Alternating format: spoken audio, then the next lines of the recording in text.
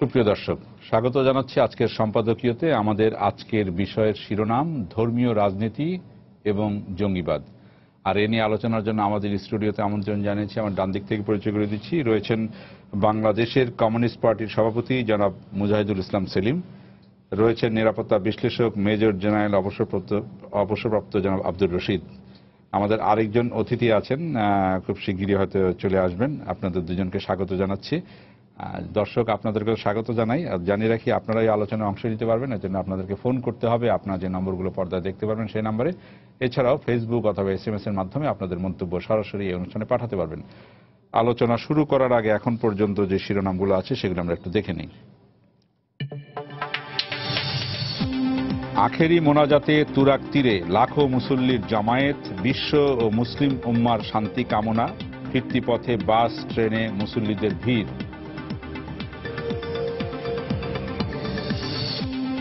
পূর্ব ঘোষণা অনুযায়ী রাজধানীর পল্টন ও গুলিস্তানে হকার মুক্ত অভিযান, পুলিশের সঙ্গে ধাওয়া পাল্টা ধাওয়া। আগে পুনর্বাসনের দাবি, অভিযান চলবেই, হুঁশিয়ারি মেয়রের। নারায়ণগঞ্জের আলোচিত 7 খুন মামলার রায় সোমবার, সর্বোচ্চ শাস্তির প্রত্যাশা স্বজনদের।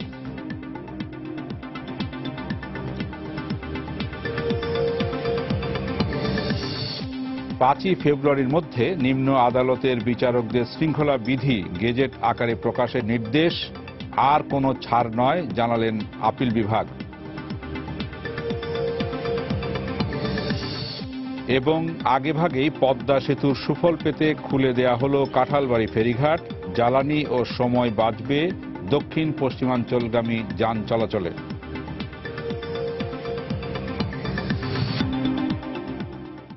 আমরা শিরোনামগুলো দেখলাম। আমরা আলোচনাটা শুরু করতে চাই জেনারেল রশিদ আপনাকে দিয়ে। গতকালকে আপনি একটা কর্মশালায় ছিলেন, সেখানে জঙ্গিবাদ, ধর্মীয় রাজনীতি, বিভিন্ন বিষয় নিয়ে আলোচনা হয়েছে, এগুলো নিয়ে আপনি কথাও বলেছেন। আমরা যদি এদিকে দেখি যে হোলি আর্টিজানের ঘটনার পর, গত 1 জুলাই হোলি আর্টিজানের ঘটনার পর জঙ্গিবাদ বিরোধী যে অভিযান শুরু হয়েছে সারা দেশে, এখনো অভিযান চলছে। কারণ আমরা জানি যে পুলিশের বক্তব্য অনুযায়ী যে মূল পরিকল্পনাকারী 18 জনের মধ্যে এখন পর্যন্ত 13 জন বিভিন্ন অভিযানে নিহত হয়েছে, একজনকে মাত্র জীবিত ধরা গেছে, আরো 4 জনের মতো আছে। পাশাপাশি পুলিশের আইজি কিছুদিন আগে আমাদের সাথে একটি সাক্ষাৎকারে বলেছেন যে শুধু শক্তি প্রয়োগ করে জঙ্গি সমস্যার সমাধান হবে না। মানে আমরা কি পথে যাচ্ছি? মানে শুধু শক্তি প্রয়োগ না করে প্যাসিফিকেশনের অন্যান্য যে পদ্ধতিগুলো আছে, যেটাকে বলা হয় মানে সচেতনতা তৈরি বা অন্যান্য আরো জিনিস, সেগুলোতে আমরা কতটুকু এগোতে পেরেছি বা পারছি, বা না পারলে কেন পারছি না? ধন্যবাদ আপনাকে। আমরা যে প্রথমে আমরা যদি কনসেপচুয়ালি বিষয়টাকে দেখি, তাহলে আমরা দুটো জিনিস পাই।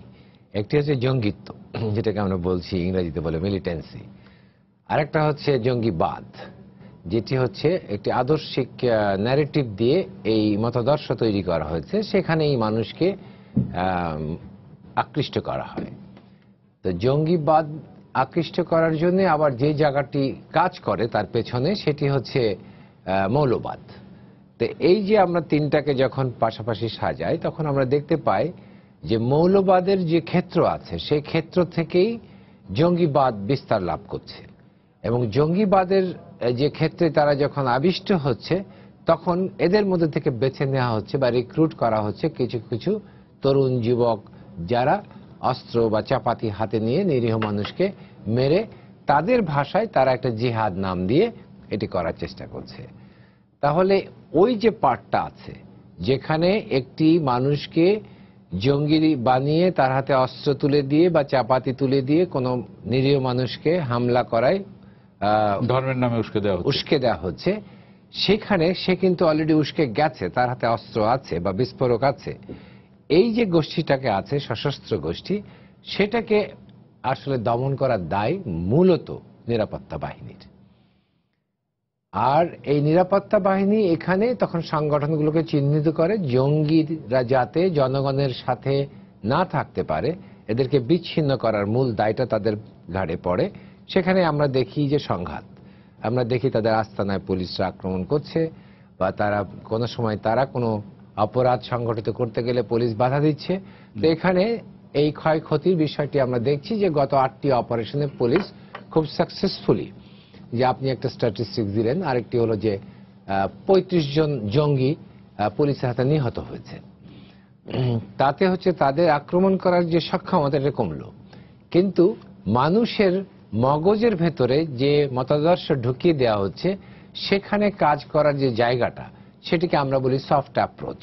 এই সফট অ্যাপ্রোচে আসলে এই অ্যাপ্রোচের মূল দায়টা হচ্ছে সমাজের। যারা আমরা সমাজে আছি, সমাজের সামাজিক সংগঠন, সাংস্কৃতিক সংগঠন, রাজনৈতিক সংগঠন, তাদের দায়ভার এখানে বেশি। পুলিশ এখানে সহায়ক শক্তি হিসেবে কাজ করবে। তো এই জায়গাটাতে আমরা দেখি যে প্রচেষ্টা নাই যে আমি তা বলবো না, প্রচেষ্টাটা হচ্ছে সমন্বিত না। প্রথমে হচ্ছে যে আমার প্রচেষ্টাটা সমন্বিত না, যে আমি একটি সমন্বিত কোনো কৌশল তৈরি করিনি যে পথ দিয়ে আমি এগিয়ে গিয়ে আমি একটা সাফল্য লাভ করব। আমাদের কিছুটা আইসোলেটেড এফার্ট আমরা দেখি। আরেকটি হচ্ছে যে এখানে যেসব সংস্থাগুলো কাজ করবেন তাদের ভেতরে আবার রাজনৈতিক দ্বন্দ্ব থাকার জন্য, বিভেদ থাকার জন্য সবাই জঙ্গিবাদকে এক চোখে দেখেন না। কেউ মনে করেন এটি হচ্ছে ইমানি দায়িত্ব, কেউ মনে করেন এটি সমাজের জন্য একটি অবক্ষয়। তো এখানে এই দ্বান্দ্বিক পরিস্থিতিটাকে আপনি মোকাবেলা করতে হলে অবশ্যই সেখানে এমন একটি মতাদর্শ আনতে হবে সমাজে, যে মতাদর্শটা বা যে আদর্শটা সেটি সমাজকে যাতে প্রভাবিত করে তাদেরকে শান্তির পথে নিয়ে যায়। সেখানে আমাদের আত্মপরিচয়ের বিষয় আসছে, আত্মগরিমার বিষয় আসছে, আমাদের জাতীয় নেতৃত্ব কারা ছিল তাদের বিষয় আসছে, জাতীয় বীরদের বিষয় আসছে, আমাদের সংস্কৃতির বিষয় আসছে। তো এইগুলোকে যখন আমরা বাদ দিয়ে আমরা যখন এই তথাকথিত ধর্মের নামে মানুষকে ধর্মান্ধ করার জন্য যদি এই জায়গাগুলোকে সরিয়ে ওইসব ম্যাটেরিয়ালস দিয়ে সমাজকে ভরিয়ে দিই, তাহলে সমাজ জঙ্গিবাদে আবদ্ধ হয়ে থাকবে। আমি আমাদের এখানে আরেকজন অতিথি এসছেন, বাংলাদেশ ইসলামিক ফাউন্ডেশনের মহাপরিচালক জনাব শামীম মোহাম্মদ আফজাল। আপনাকে স্বাগত জানাচ্ছি আজকে আমাদের আলোচনায়। আজকে আমরা আলোচনা করছিলাম ধর্মীয় রাজনীতি ও জঙ্গিবাদ এই বিষয়টি নিয়ে। জেনারেল রশিদ আলোচনা শুরু করেছেন, এরপরে আপনি কিছু ওনার আলোচনা শুনেছেন। গতকালকের একটি কর্মশালায় আপনিও ছিলেন ওনার সাথে। এখানে জঙ্গিবাদ নিয়ে আলোচনা হয়েছে, এখানে জঙ্গি অর্থায়ন নিয়ে আলোচনা হয়েছে। তো উনি তো জঙ্গিবাদের বিভিন্ন দিক বললেন, সচেতনতা বা প্যাসিফিকেশন কর্মসূচির বিভিন্ন কি করা যায় সেই জিনিসগুলি বললেন। এইগুলির সাথে আরেকটি বিষয় যেটা আমি আপনার কাছে জানতে চাচ্ছি, যে জঙ্গিবাদের অর্থায়ন একটা বড় ইস্যু। জঙ্গিবাদের অর্থায়ন কি আমরা বন্ধ করতে পেরেছি? বা আরেকটু যদি স্পেসিফিক বলি, সম্প্রতি ইসলামী ব্যাংকে আপনারা পরিবর্তন আনতে পেরেছেন, কিন্তু শুধু একটি ব্যাংকের পরিবর্তন এনে কি জঙ্গিবাদের অর্থায়ন বন্ধ করতে পারবেন বলে আপনি নিশ্চিত? বা আমরা জানি যে বিগত 75-এর পর থেকে মানে মৌলবাদীদের হাতে যে অর্থশক্তি গড়ে উঠেছে, শুধু তো ব্যাংক না, ইন্স্যুরেন্স আছে, হাসপাতাল আছে, ক্লিনিক আছে, এনজিও আছে, অনেক কিছুই আছে। তো কি বলবেন এই বিষয়ে? আলহামদুলিল্লাহ, আমি প্রথমে বলবো, আপনি মৌলবাদীর কথা বলছেন। আসলে এই জঙ্গিবাদী বা ধর্মের নামে যে বিকৃত রাজনীতি করে তাদেরকে আমি বিকৃতবাদী বলি। মূলের সাথে থাকলে যদি মৌলবাদী হয়, তো কোরআন হাদিস কিন্তু বিকৃতবাদী শিক্ষা দেয়, এটা সুন্দর মানুষ করার শিক্ষা দেয়। এবার সমস্যাটা যেখানে হলো, আপনি অর্থায়নের কথা বলছেন, আমি অর্থায়নের কথায় পড়ে যাব। মূল হলো বিশ্ব রাজনীতিতে মানুষের আত্মাটাকে প্রথম তারা নিয়ন্ত্রণের জন্য কোরআন হাদিসকে বিকৃত করে একটা বিকৃত দর্শন আবিষ্কার করেছে। এটাকে নাম দিছে ইসলামিক শিক্ষা। এই কথাটা আমরা বহুবার বলতেছি। যেমন বাংলাদেশে মাদ্রাসা শিক্ষায় প্রায় 3000 কোটি টাকা সরকার খরচ করে। কেন? যেমন রোগের চিকিৎসা করে ডাক্তার, দিনের চিকিৎসা, নৈতিকতা শিক্ষা, মানবিক মূল্যবোধ বিকাশ, সাম্প্রদায়িক সম্প্রীতি, হিন্দু বৌদ্ধ সকলের সাথে সম্প্রীতি রক্ষা করে মদিনার সনদের আলোকে সুন্দর মানুষ হওয়ার শিক্ষা নবীজি শিক্ষা দিয়েছেন এবং নায়েবে রাসূলরা তাই শিক্ষা দিয়ে থাকেন। কিন্তু বর্তমানে এই সরলতার সুযোগে সরল মনা মানুষ, বুদ্ধিজীবী এবং সুশীল সমাজ সহ উলামায়ে কেরামদের ধোঁকা দিয়ে যে শিক্ষাটা এখন দেওয়া হচ্ছে, এটা হলো বিকৃত শিক্ষা।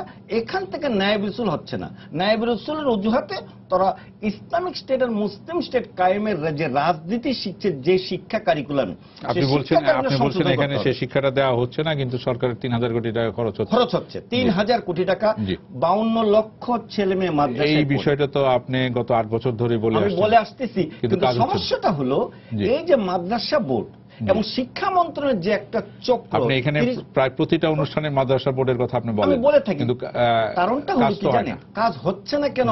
ওইটা হলো জাতির এখন সিদ্ধান্তে নেওয়ার প্রশ্ন।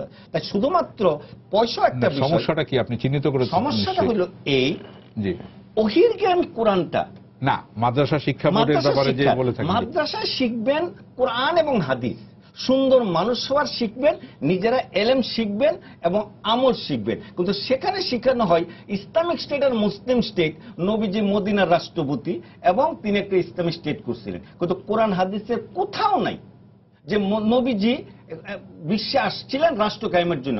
উনি তো সারা মাখলুকাতের জন্য আসছেন, সকলের কাছে সুন্দর মানুষ হওয়ার দাওয়াত দিতে আসছে। এটাকে বিকৃত করে এই যে শিক্ষা কার্যক্রমটার মধ্যে যে বিকৃত করেছে, আমরা যত টাকা পয়সা খরচ করি, আপনার পুলিশ বা আর্মি যাই কিছু ব্যবহার করি না কেন, কারণ এটা হবে একটা লোককে, তার সেখানে 52 লক্ষ লোক যারা মসজিদ মাদ্রাসায় কাজ করতেছে, সেখানে সঠিক দিনের শিক্ষাটা না শিখা, যে এই যে তারা মধুদি দর্শনের রাজনীতিটা শিখছে, ওইটা যে কারিকুলামে যে, যেমন ধরুন মাদ্রাসা বইয়ে শেখানো হচ্ছে, আমি আমার মূল প্রশ্ন থেকে আমি দূরে সরে গেছি। আমাদের প্রাইমারি স্কুল এনসিভিটি বই লেখে 53টা প্রান্তিক যোগ্যতার বিষয় আছে, কিন্তু মাদ্রাসা বোর্ড আজকে পর্যন্ত বলতে পারবেন না মাদ্রাসার ছেলেদেরকে কি শিখাচ্ছেন, শিশু বাচ্চাটাকে বয়স স্তরে কি শিখাচ্ছেন। সেই জন্য আপনারা বস্তুকে নিয়ন্ত্রণ করতে ব্যাংকিং সংশোধন চাচ্ছেন, তার আগে দরকার হলো শিক্ষা কারিকুলামকে, যেমন আপনার মেডিকেল কলেজে ডাক্তারি শিখা, ইঞ্জিনিয়ারিং কলেজে ইঞ্জিনিয়ারিং শিখা, এবং মাদ্রাসায় শিখাবে সুন্দর মানুষ হওয়ার জন্য নায়েবে রাসূল। কিন্তু এই যে শিক্ষা কারিকুলামে তামিল পাস করে বা দাওরা হাদিস পাস করে তারা সঠিক আলেম হচ্ছে কিনা, এই জায়গার মধ্যে যে গ্যাপটা রয়ে গেছে, এইটাকে প্রথম নিয়ন্ত্রণ করতে হবে। 2 নাম্বার আসেন আপনার বস্তু। আমি আসবো আপনার কাছে, আমি সেলিম ভাই আপনার কাছে আসি, যে উনি মূল একটি ইয়ের কথাই বললেন যে শিক্ষার একটা বিশাল অংশ আমাদের মাদ্রাসায় পড়ে, এবং সেই শিক্ষা উনি এখানে এই অনুষ্ঠানে অনেকবার বলেছেন মাদ্রাসা শিক্ষা বোর্ড যেটা করা উচিত সেটা করছে না, এবং যেভাবে মানে ঢুকিয়ে দিচ্ছে ভেতরে। তো এটা তো আমরা কখনো পরিবর্তন করতে পারছি না। নানা সংস্কারের কথা বলছি আমরা, ব্যাংকিং সংস্কারের কথা বলছি আমরা, অর্থায়ন বন্ধ করার কথা বলছি, কিন্তু ভেতরে যে ঢুকিয়ে দেওয়া হচ্ছে যে বিষয়টি, সেই বিষয়টি থেকে তো বেরোতে পারছি না। ধন্যবাদ। আমরা যদি আমাদের সাম্প্রতিক কালের ঘটনা বলি, ইতিহাস তাকাই, তারপরে প্রথমে আমাদের বুঝতে হবে যে এই এজেন্ডাটা বহুদিন ধরে আমরা আলোচনা করছি। ব্রিটিশ আমলে কিছুটা সূত্রপাত, গোটা পাকিস্তানি আমলে কিন্তু এই বিষয়টা নিয়ে আমাদের তর্ক বিতর্ক করতে হয়েছে, এবং কি এইটার এক পক্ষ আরেক পক্ষ এইভাবে যে শেষ পর্যন্ত একটা তীব্র সংগ্রাম এবং মুক্তিযুদ্ধের ভেতর দিয়ে আমরা 71 সালে এটাকে কিন্তু আমরা ফয়সালা করি, কিন্তু যুদ্ধ মূল জায়গাটাই। কিন্তু সেই বিজয় অর্জন করে আমরা যে জায়গায় পৌঁছতে সক্ষম হলাম, দুর্ভাগ্যজনকভাবে আমরা উল্টা দিকে যেতে যেতে এখন পাকিস্তানি আমলের চেয়েও আরো পেছন দিকে চলে গেছি বলে আমি স্পষ্ট দেখতে পাচ্ছি। এবং এইটার মেইন কনসেপচুয়াল জায়গাটা আমি এইভাবে বলতে চাই যে রাষ্ট্র এবং রাজনীতি এই জিনিসগুলো হলো ইহলৌকিক ব্যাপার, এগুলো হলো সেকুলার ব্যাপার।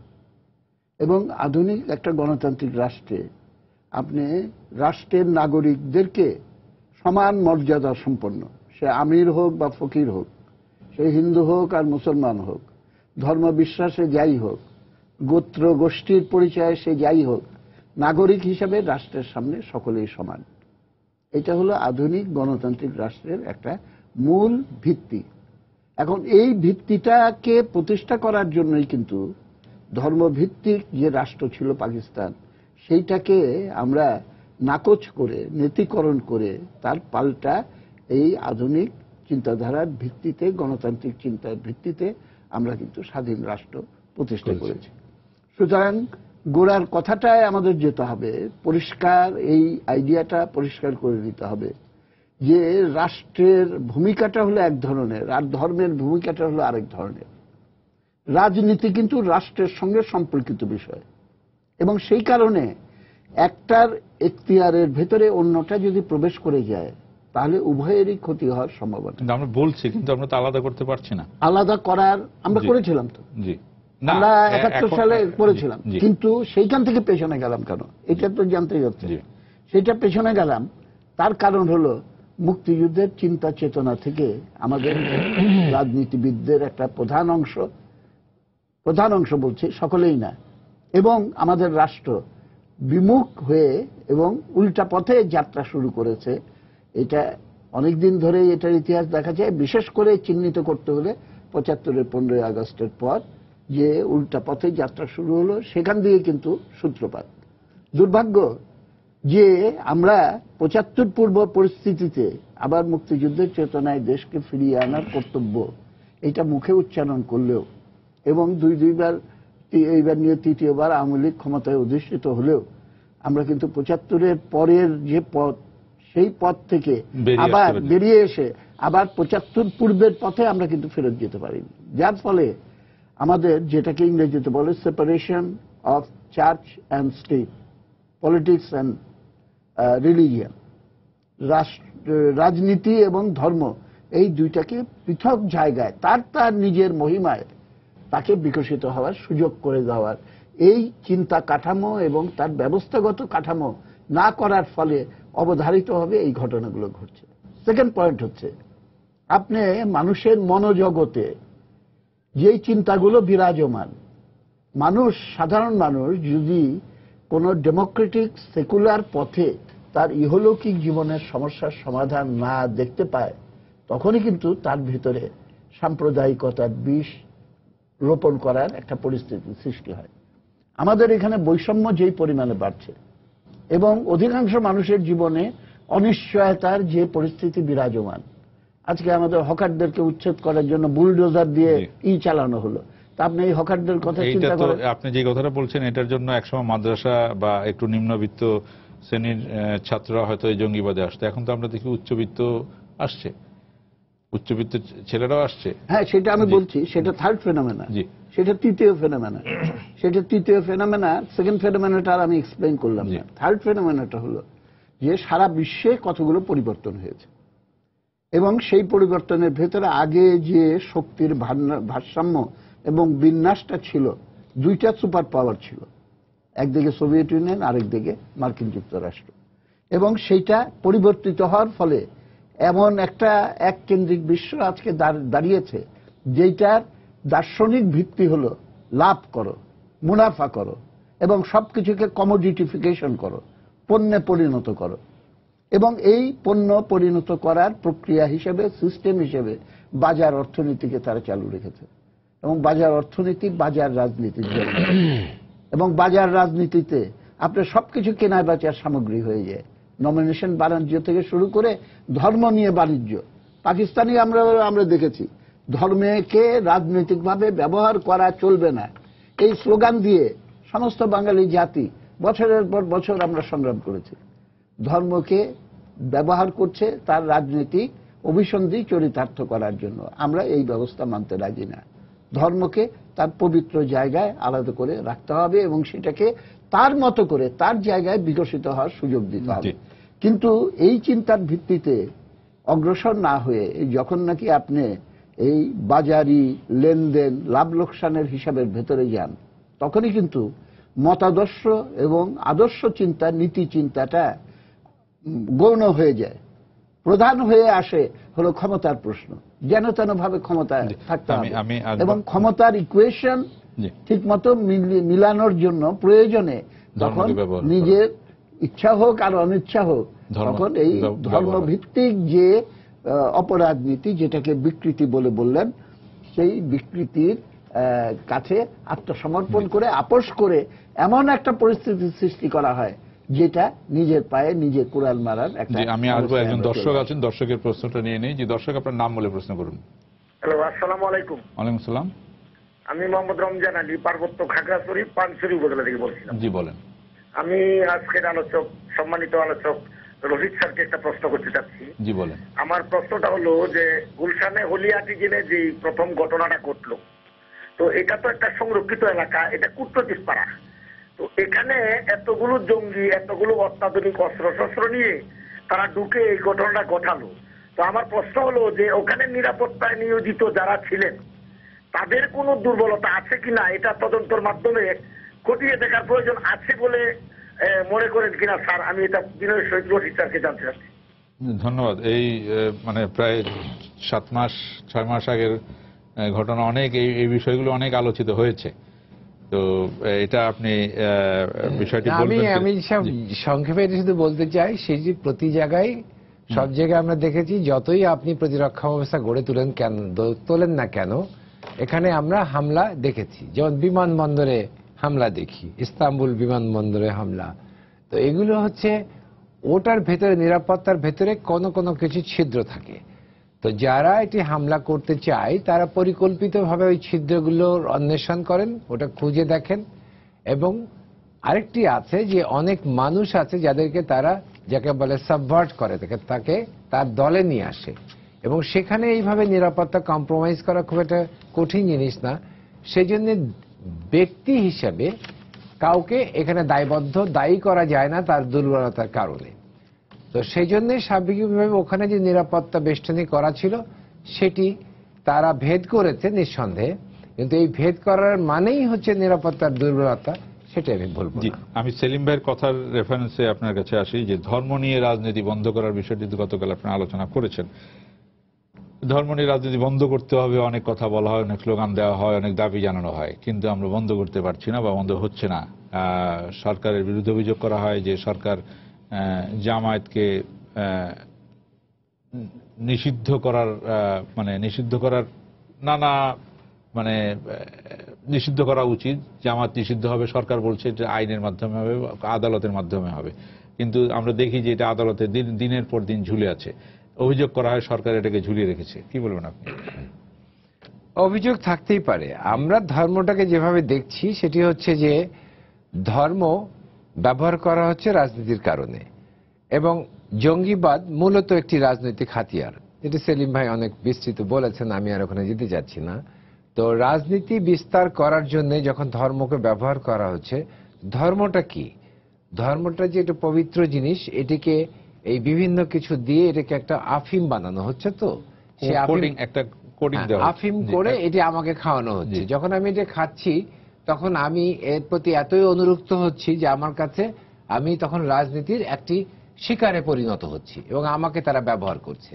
তো সেই জায়গা থেকে বেরিয়ে এসে আমরা দেখছি যে আমাদের দেশে তো যখন বাংলাদেশ স্বাধীন হয়েছিল তখন তো একটি অসাম্প্রদায়িক এবং একটি আমি যেটা বলবো অসহিষ্ণু সমাজ তৈরি করার জন্য, গণতান্ত্রিক সমাজ তৈরি করার জন্য আমরা এখন যেটা দেখতেছি যে ধর্ম রাজনীতির ভিতরে কিরকম আচরণ করছে বা কিরকম বিচরণ করছে, সেটি দেখতে গিয়ে আমরা দেখতে পাচ্ছি যারা ধর্ম নিয়ে যেসব রাজনৈতিক দলগুলো রাজনীতি করেন, জামাতে ইসলাম বা এই জাতীয় পার্টিগুলো, তারা মানুষকে ধর্ম দিয়ে এরকম একটা প্রভাবিত করেছেন, করার ফলে যারা ধর্ম নিয়ে রাজনীতি করেন না, অসাম্প্রদায়িক রাজনৈতিক দলের সদস্য, তারা এই যে প্রতিযোগিতা ধর্ম নিয়ে হচ্ছে ওই প্রতিযোগিতায় তারাও প্রভাবিত, মানুষকে এতটাই প্রভাবিত করেছেন যে আমরা সংবিধানের পুরোপুরি পরিবর্তন করতে পারছি না, 72 সংবিধানে যেতে পারছি না।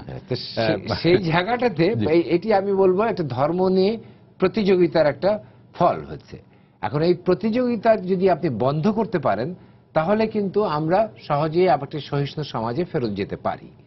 তো সেই জায়গাতে আমরা আইডেন্টিফাই করেছি, যেটি সেলিম ভাইয়া বললেন যে ধর্মকে রাজনীতি থেকে আলাদা করতে হবে। কিন্তু কারোর তো রাজনীতি সে ধর্ম নিয়ে করে, সে তাকে সেপারেট করবে কেমন করে? তার কোনো ওয়ে আউট নাই, কারণ তার কোনো আদর্শ নেই ওটি ব্যতীত। তো সেই জন্যে তাকে যদি ধর্ম থেকে আপনি আলাদা করতে যান তখন দেখা যাচ্ছে যে রাজনীতির ভেতরে কিছুটা ধর্মের প্রতিযোগিতা কমবে। এবং যার কথা আপনি বলছেন, ধরেন এখন একটি সরকারি দলের কাছে আমরা এক্সপেক্ট করি যে তারা এটা করবে, তো সেখানে তো তাদের ভেতরে যে মানুষ আছে সে মানুষগুলো তো ধর্মে অনুরক্ত। বা আপনি বলছেন যে আফিম অনেক দিন ধরে খেয়ে অনেকটা অবস্থা হয়ে গেছে। এখন এই অবস্থার ভেতরে আমরা যেটা দেখতে পাচ্ছি যে মানুষ এটি বিরুদ্ধে দাঁড়াতে চাচ্ছে না, শক্ত অবস্থান নিতে চাচ্ছে না, তারা ওই গড্ডালিকা প্রবাহে গা ভাসাচ্ছে। তো এখন আমি মনে করি এই কারণে কি হচ্ছে যে আপনার যে প্রতিযোগিতার যে বিষয়টি সেটি আপনাকে সমাজ থেকে উঠিয়ে দিতে হবে। সে উঠিয়ে দিতে গেলেই আপনাকে ধর্ম থেকে রাজনীতিকে পৃথক করতে হবে এবং ধর্মীয় রাজনীতি নিষিদ্ধ করতে হবে। তাহলে আর এই প্রতিযোগিতা থাকবে না। তখন যে কোনো অসাম্প্রদায়িক ব্যক্তি বা যারা সহিষ্ণু সমাজে বিশ্বাস করে, শান্তির সমাজে বিশ্বাস করে, তারা তখন নাগরিক হিসাবে তারা তাদের যে অ্যাকশনটা, তাদের যে ক্রিয়াশীল একটি মনোভাব নিয়ে সমাজে বাস করবেন, যেটি সমাজকে এগিয়ে নেবে, সেটি আমার ধারণা। জি, আমি ইসলামী ফাউন্ডেশনের মহাপরিচালক আপনার কাছে, স্বামী ভাই, আপনার কাছে জিজ্ঞেস করতে চাই যে আপনাদের একটা সংগঠন আছে বা আপনারা কাজ করার মতো একটা কাঠামো আছে। বিভিন্ন সময় আমাদের এখানে আলোচনা হয়েছে যে আপনারা কি করতে পারেন। আপনিও বলেছেন যে অনেক কিছুই, বিশেষ করে আমরা দেখি যে হলি আর্টিজানের ঘটনার পরে আপনারা সপ্তাহ দুয়েক বা 2-3 সপ্তাহ আপনারা খুতবা কি হবে বা বয়ান কি হবে একটা করে দিয়েছিলেন। এটা নিয়ে অনেক মসজিদে আমি নিজেও দেখেছি প্রতিক্রিয়া হয়েছিল। কিন্তু তখন একটা কথা উঠেছিল, আমাদের এখানে আলোচনা এসেছিল যে আপনাদের পক্ষ থেকে, ইসলামী ফাউন্ডেশনের পক্ষ থেকে খুতবা বা বয়ান নির্দিষ্ট করে না দিয়ে যে প্রত্যেকটা মসজিদে যে খুতবা বা বয়ান দেয়া হচ্ছে সেটা রেকর্ড রাখার ব্যবস্থা, কোনো অভিযোগ পেলে সেটা তদন্ত করে দেখার ব্যবস্থা, যেটা বিশ্বের অনেক দেশেই আছে। এই বিষয়টিতে আপনারা কতদূর এগোতে পেরেছেন? এটা করতে পারলে তো আপনারা অনেক কিছু নজরদারির মধ্যে আনতে পারেন। এটা সহজ কথায় যদি বলতে চাই, বাংলাদেশে কম বেশি 3 লক্ষ মসজিদ আছে। এই 3 লক্ষ মসজিদের খুতবাকে নিয়ন্ত্রণ করার কোনো মেকানিজম সরকার করে না এবং আমরাও করতে চাচ্ছি না। এটা পূর্বের বুজুর্গানের দিন যে খুতবার বই রচনা করে গিয়েছেন সেগুলোর পরে হচ্ছে। কিন্তু খুতবার আগে যে বাংলা বয়ান করে, এটা যদি যোগ্য আলেম হয়ে যেত শিক্ষা কারিগরের মাধ্যমে, তাহলে দেশের আন্তর্জাতিক বিশ্বের চাহিদা অনুসারে কোরআন হাদিসে তারা বয়ান করতেন। সেই ক্ষেত্রে কিছু কিছু দুর্বলতা আছে এবং সেই ক্ষেত্রে ওই মৌলবাদী বলেন আর বিকৃতবাদী বলেন আর সন্ত্রাস জঙ্গি বলেন, এই কাজগুলা যেমন আমরা তো বিভিন্ন সময় আমাদের সরকারি দলের মাননীয় প্রধানমন্ত্রীর বক্তৃতায়ও আমরা শুনে থাকি, বিভিন্ন সময় শুনে থাকি যে আলেম সমাজ বা ইমামদের মাধ্যমে জঙ্গিবাদ বিরোধী প্রচারণা, জঙ্গিবাদ বিরোধী চেতনা ছড়িয়ে দিতে হবে এলাকায় এলাকায়। এটা খুব সহজ, মানে যেহেতু মসজিদের ইমামদের সাথে সবার যোগাযোগ থাকে, কিন্তু এটার জন্য তো আপনাদেরকে একটা ভূমিকা পালন করতে হবে। সেটা কতটুকু পালন করতে? যেমন ধরুন, বাংলাদেশে আমি একটা স্ট্যাটিস্টিক্যাল ডাটা থেকে দেখেছি ডক্টর বারাকাত সাহেবের, যে এই 3 লক্ষ মসজিদে গড়ে প্রতি শুক্রবার জুম্মায় প্রায় 2,60,00,000 মুসল্লি নামাজ পড়তে যান। আর এই 2,60,00,000 লোকের প্রায় 8 থেকে 10 কোটি লোকের সাথে ওনাদের পারিবারিক সম্পর্ক ইত্যাদি কথাগুলো যাচ্ছে। এই খুতবাগুলো যদি যথাযথভাবে নিয়ন্ত্রণ করা, নিয়ন্ত্রণ মানে কোরআন হাদিসের আলোকে নিয়ন্ত্রণ না, কি বলে সেটা জানা। তো আমাদের এখন এমন একটা অবস্থান, বাংলাদেশের প্রতিটা ইউনিয়নে বাংলাদেশের প্রায় 12 থেকে 15 জন আমাদের আলেম এই দিনী কোরআন শিক্ষার কার্যক্রমে সম্পৃক্ত আছে। যখন কিছু নেগেটিভ নিউজ কেউ দেন সন্ত্রাস জঙ্গি, সেই নিউজটাকে আমরা নিচ্ছি। আর এখন ভালো মন্দ কম গুরুত্বপূর্ণ বা ওই আলেম সাহেব এর ওয়াজটা ভালো হচ্ছে না, ওনারটা ভালো, এই দিকে যাচ্ছি না। শুধু আমরা ওইগুলাকে কিছু মনিটরিং করে আমাদের আইসিটি সেলের মাধ্যমে এটা আমরা সংগ্রহ করে তাৎক্ষণিক আমরা যতটুকু পারি আমরা সেটাকে অ্যাকশন নিচ্ছি এবং তাতে দেশের অনেক উপকার হচ্ছে। এই যে সন্ত্রাস জঙ্গি, এই যে মওদুদি জামাতিদের আগের যে মসজিদগুলার যে একটা ডাইরেক্ট একটা বা ইনডাইরেক্ট একটা নিয়ন্ত্রণ ছিল, এখন বাংলাদেশে কোনো নিয়ন্ত্রণ তাদের নাই। আর এখন আবার ওই যে শুধু ইসলামী ব্যাংক সহ অন্যান্য ব্যাংকগুলোর মাধ্যমে তাদের যে ইসলামের নামে যে ওই আলেম না, ওই মাইক্রো ক্রেডিটের লোকদেরকে 40 জনকে একসাথে করে বছর 53 সপ্তাহ ও 46 সপ্তাহ ওয়াজ শিখান, ওই বয়ান শিখান, কি ব্যবসা বাণিজ্য করো, সাথে আদর্শ নাগরিক শিখান। কিন্তু যারা শিখাচ্ছেন তারা কিন্তু আলেম না, তারা বেশিরভাগই হলো জামাত মওদুদিদের কর্মী। এই কাজটাকে তারা যেন না করতে পারে আমরা ইসলামী ফাউন্ডেশন চেষ্টা করছি এবং আমরা ইসলামী ব্যাংকের বর্তমান যিনি পরিচালনা পরিষদ, অত্যন্ত দক্ষ পরিচালনা পরিষদ, বিশেষ করে চেয়ারম্যান হিসেবে যিনি দায়িত্ব নিয়েছেন, উনি অর্থনীতিবিদ এবং সারা জীবন অর্থের সাথে কাজ করেছে। উনি একজন সাহসী ব্যক্তি হিসেবে এই দেশের গুণীজনের সাথে ওনার পরিচিতি আছে। তাই আমরা ওনার নেতৃত্বেও এই যে অর্থ ব্যবস্থার কাজ যারা করবে, ব্যাংকিং কাজ যারা করবে, তারা তো ব্যাংকের কাজের সাথে সম্পৃক্ত থাকে, তারা যেন ব্যাংকের সাথে সম্পৃক্ত যারা কর্মকর্তা, যে ব্যবসায়ী যারা আছে বা মাইক্রো ক্রেডিটের যারা ঋণ গ্রহীতা আছে, তাদেরকে দিয়ে যেন ওই ধর্ম শেখানোর নামে যেন মদদের রাজনীতি শিখাইতে না পারি। এই জিনিসগুলোকে আমরা একটু মনিটরিং করে নিয়ন্ত্রণের একটা মেকানিজমের দিকে আমরা যেতে যাচ্ছি। আপনার ওই কথার সাথে আমি এসে যাচ্ছি, যেহেতু সময়েরও স্বল্পতা থাকে আপনার ইয়ে।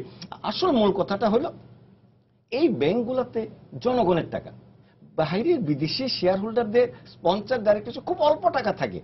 তো জনগণের টাকাটা আমানত থেকে যেন আমরা সেভ করতে পারি।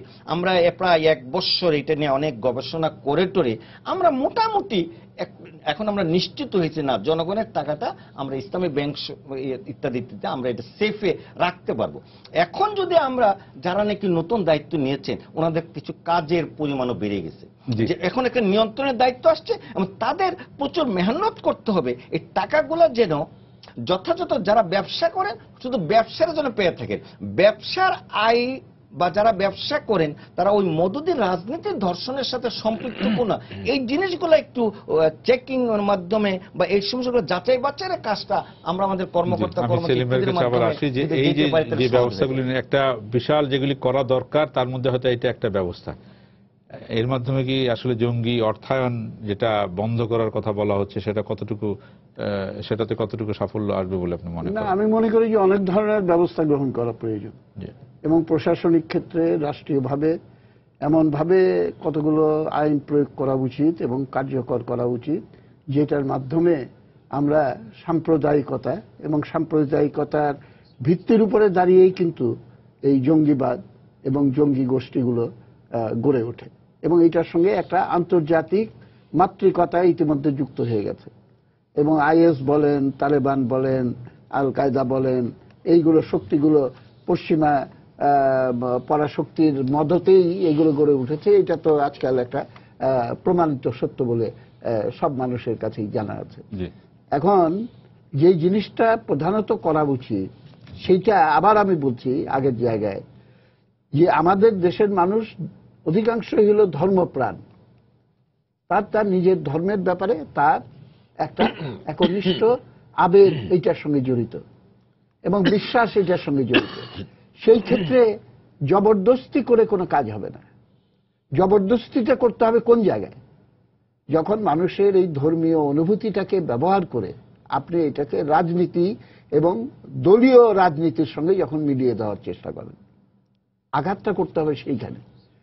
এবং সেইটা কঠোরভাবে যদি রাষ্ট্রের নিয়ন্ত্রণে আনা হয়, সেটা মসজিদে হোক, মন্দিরে হোক, অন্য কোনো উপাসনালয়ে হোক, কিংবা প্রাইভেট আলোচনায় হোক, বা অন্য কোনো প্রতিষ্ঠান, ফাংশন, ওয়াজ নসিহতের ভিতরে হোক, সেইখানে যদি আপনি রাজনীতিকে এনে জড়িত করেন তাহলে পরে রাষ্ট্রের পক্ষ থেকে জবরদস্তিমূলকভাবে সেইটার বিরুদ্ধে ব্যবস্থা গ্রহণ করা প্রয়োজন। কিন্তু মানুষের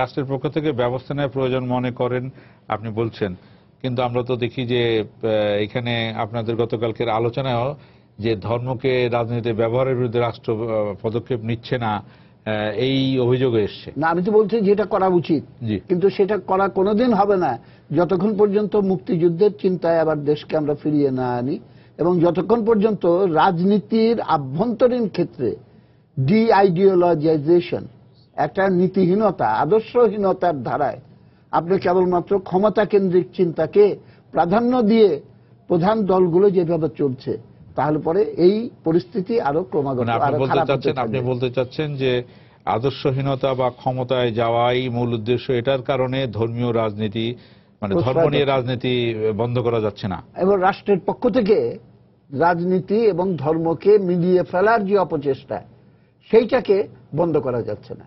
এবং এইটা করতে হলে পরে এই জায়গায় একটা যেমন শক্ত ব্যবস্থা নিতে হবে। সঙ্গে সঙ্গে আমি মনে করি যে আমাদের এখানে একটা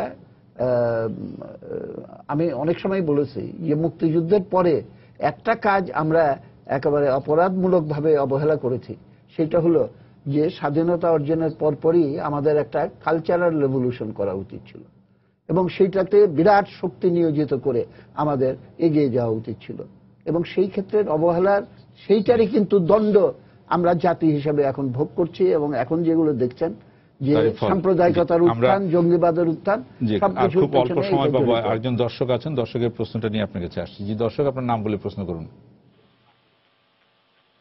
জি, হ্যালো। আমার নাম রকি বারোই। জি বলেন। আমি খুলনা ডিস্ট্রিক্ট থেকে বলছি। জি বলেন। আমার প্রশ্নটি হলো, আমাদের বাংলাদেশের রাষ্ট্রধর্ম ইসলাম। তো সেক্ষেত্রে আপনারা কিছু আগে বললেন যে যে ধর্ম এবং রাজনীতিটা সম্পূর্ণ ভিন্ন।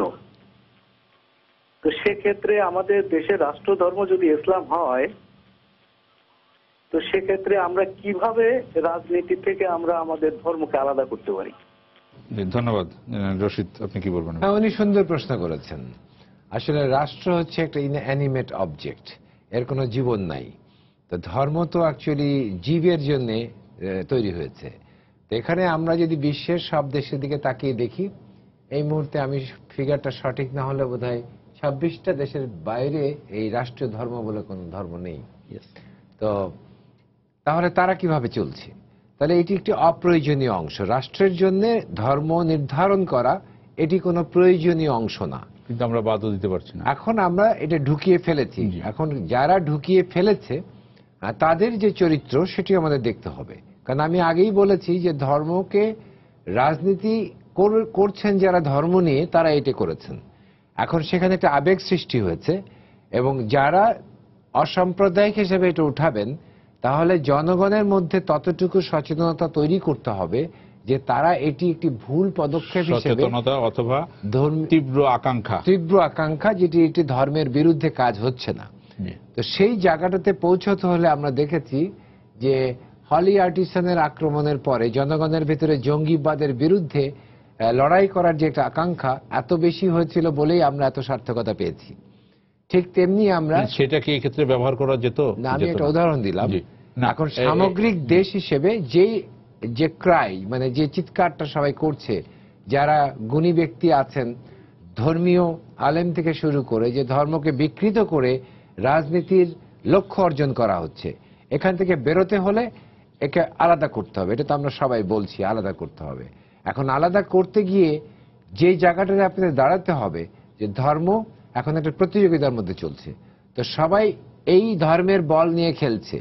তাহলে আমরা ধর্মের বলটাকে যদি আপনি মাঠ থেকে উঠিয়ে দেন, যেটি উনি বলেছেন, রাষ্ট্রধর্ম বাদ দিয়ে এটি একটি অসাম্প্রদায়িক রাষ্ট্রে পরিণত করেন এবং রাজনীতি থেকে ধর্ম উঠিয়ে নেন, তাহলে যে ফিল্ডটা তৈরি হবে সেটি রাজনীতির ফিল্ড। সেখানে ধর্ম থাকছে না, ধর্ম থাকবে পবিত্র মসজিদে, আমাদের মনে, মানুষের অন্তরে। এবং সেই জায়গাটা যদি করা যায়, তো অবশ্যই আমি মনে করি যে আমরা সম্প্রীতির দিকে এগোবো। সেখানে পৌঁছানোর জন্য সে দ্বন্দ্বটা রয়েই যাচ্ছে, সেটা দিতে সময় লাগবে। সেই সময় এবং মাদ্রাসা শিক্ষা নিয়ে একটি প্রশ্ন আছে সম্ভবত আপনার কাছে, আমাকে যে আমি প্রশ্নটা নিয়ে নিচ্ছি। জি দর্শক, আপনার নাম বলে প্রশ্ন করুন। জি আসসালামু আলাইকুম। ওয়ালাইকুম আসসালাম। জি আসসালামু আলাইকুম, আমার নাম রেজা, আমি বলছিলাম উত্তরা থেকে। জি বলেন। আসলে আমি আলোচনা থেকে কোশ্চেনটা পেয়েছি, আর এই কোশ্চেনটা আমার অনেকদিন ধরে মাথায় ঘুরপাক খাচ্ছিল, যেটা হচ্ছে ওই ইসলাম ফাউন্ডেশন স্যার উনি বললো যে আমাদের মাদ্রাসা শিক্ষার সিলেবাসে অনেক ত্রুটি আছে। জি বলেন। অনেক ত্রুটি আছে। আসলে এই ত্রুটিগুলো, এগুলো আমি ব্যক্তিগতভাবে বিশ্বাস করি, আসলে এখানে অনেক ত্রুটি আছে মাদ্রাসা শিক্ষার সিলেবাসে। এটা নিয়ে আমরা কেন ডিসিশনে যাচ্ছি না, সিলেবাসটা বা কেন চেঞ্জ করছি না? কারণ আমাদের এই যে মৌলবাদ বলি আর ধর্ম নিয়ে রাজনীতি বলি, এটা 99% প্রোডাকশনটা আসছে মাদ্রাসা সেক্টর থেকে। তো ওই মেইন যে প্রোডাকশন সোর্স, ওইখানে কেন আমরা হাত দিচ্ছি না, বা ওইখানে সিলেবাস সিস্টেমটাকে কেন আধুনিক করছি না, যেটা ইসলামের মূল ভিত্তি। ধন্যবাদ, আপনার প্রশ্ন বোঝা গেছে। জি আসলে এটা আপনিও নিজে এখানে অনেকবার বলেছেন। কিন্তু আসলে আমি যেমন ইসলাম ফাউন্ডেশন, এখানে এখন 65,000 লোক কর্মরত আছে, সম্মানীয় ইত্যাদি, কিন্তু আমরা কিন্তু আলেম তৈরি করি না। আলেম কিন্তু তৈরি এই করেন মাদ্রাসা আলিয়া শিক্ষা খুব মাদ্রাসা অল্প এবং কওমি খুব অল্প মাদ্রাসা। সময় আছে যে সেই আপনি এক জন্যই মিনিট সময়। মাদ্রাসার শিক্ষাটা আমাদের কেন বিকৃত হয়েছে? ভারতবর্ষে দিন চর্চা আছে প্রায় 1000 থেকে 1200 বছর। সেখানে উর্দু ভাষায় বা হিন্দি ভাষায় পর্যাপ্ত কিতাবাদি আছে। আবার বাংলাদেশের আলেম ওলামারও ভারতে পড়াশোনা করতেন, কিন্তু এখন যখন বাংলাদেশে পড়াশোনা করতে এসে বই পাচ্ছেন না, তো এই সুযোগে মওদুদিরা বাংলায় কিছু অনুবাদ তর্জমা করে এই জগৎটাকে তারা দখল করে ফেলেছে। ফলে হচ্ছে কি, তবে দিন শিখতে গেলে আরবিতে রচিত কোরআন শিখতে হবে, আরবিতে রচিত সিয়াসিত্তার কিতাব শিখতে হবে। ওই কালচারটাকে যদি আমরা শুরু করতে পারি, সব ওয়াজ করবো বাংলায়, স্বপ্নে দেখি বাংলায়, কিন্তু দিন ডাক্তাররা যেমন ইংরেজিতে বই শিখে পড়ে, ঠিক একেবারে শেষ প্রশ্ন সেলিম ভাইয়ের কাছে, ওইটা রেস ধরেই, মানে আমাদের উনি যেটা বলছেন এবং দর্শক যেটা প্রশ্ন করছেন যে আমাদের শিক্ষাটাকেই তো আমরা ঢেলে সাজাতে পারছি না, এটাই একটা বড় কারণ হয়ে দাঁড়াচ্ছে বারবার। আমাদের একটা হোলিস্টিক অ্যাপ্রোচ নিতে হবে, এটা প্রথম কথা। তার ভিতরে 1 নম্বর হলো রাষ্ট্র এবং রাজনীতি এবং একদিকে আর ধর্ম আরেকদিকে, এই দুইটার ভিতরে একটা পৃথক করে দিতে হবে। যার যার জায়গায় সে পরিপূর্ণ মর্যাদা সহ বিকশিত হোক। 2 নম্বর, মুক্তিযুদ্ধের চেতনায় ফিরে যেতে হবে এবং সেটার জন্য সংবিধানে যেসব অসঙ্গতি আছে সেইগুলোকে ইমিডিয়েটলি দূর করতে হবে।